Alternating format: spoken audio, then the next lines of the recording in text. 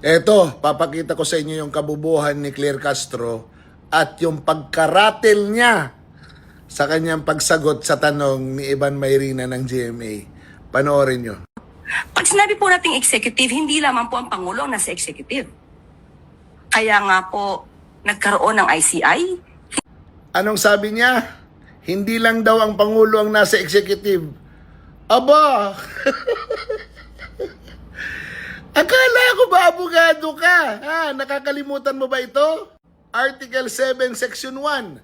The executive power shall be vested in the President of the Philippines. Sino yung executive power? Siya lang!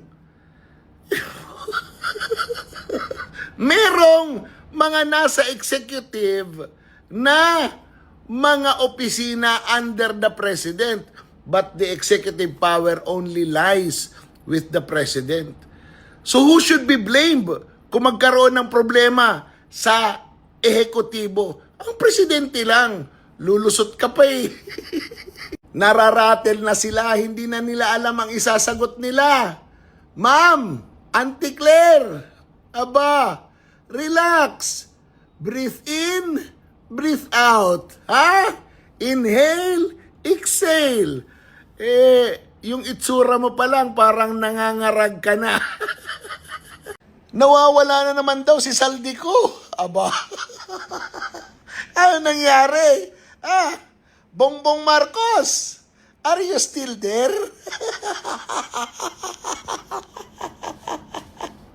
Magparamdam ka naman.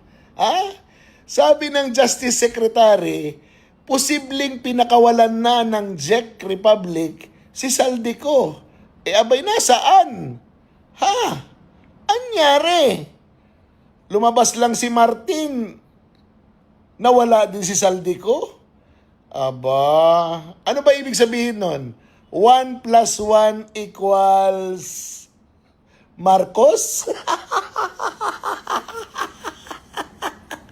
Natakot yata kayo eh.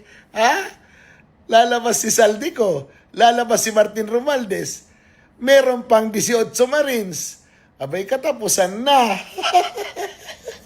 Kakanta na naman ako ng And now, the end is near. Ay, biglang tumahimik si Romualdez. Biglang nawala si Saldico.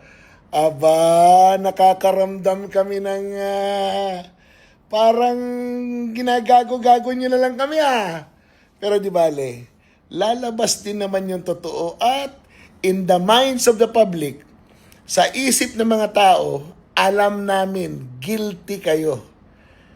Kasabwat kayo sa pagnanakaw sa gobyerno. Kaya nga pilit nyong sinisira si Sara Duterte dahil lagot talaga kayo pag siya na ang presidente.